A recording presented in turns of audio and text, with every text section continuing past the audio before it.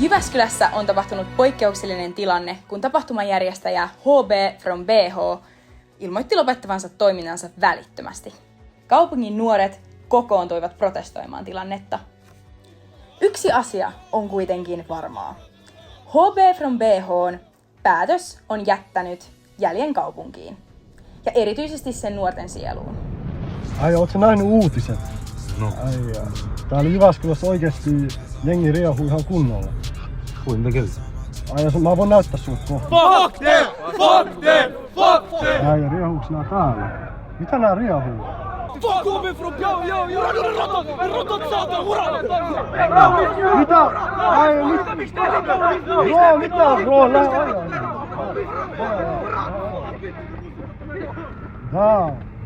Siis nää äijät riehuu oikeesti. Tätä mä meinasin. Fuck. Äijä, mä en tiedä mitä täällä Jyväskylässä tapahtuu.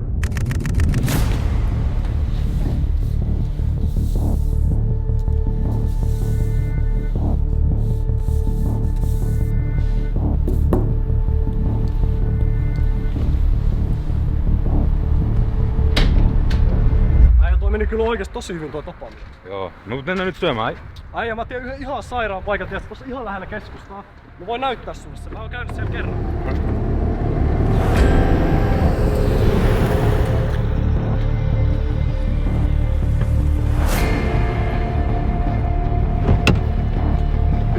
Ai, tosta työtä!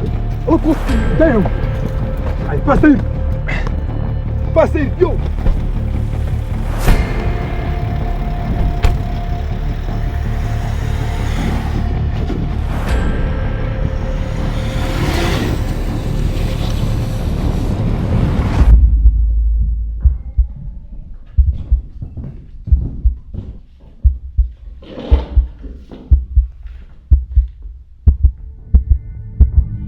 Oikeus on tutkinut asian ja kuullut sekä syyttäjän että vastaajan perustelut.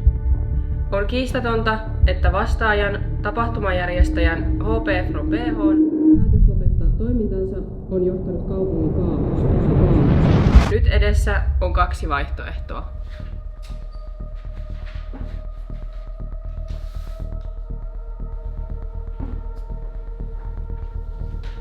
Asia on käsitelty.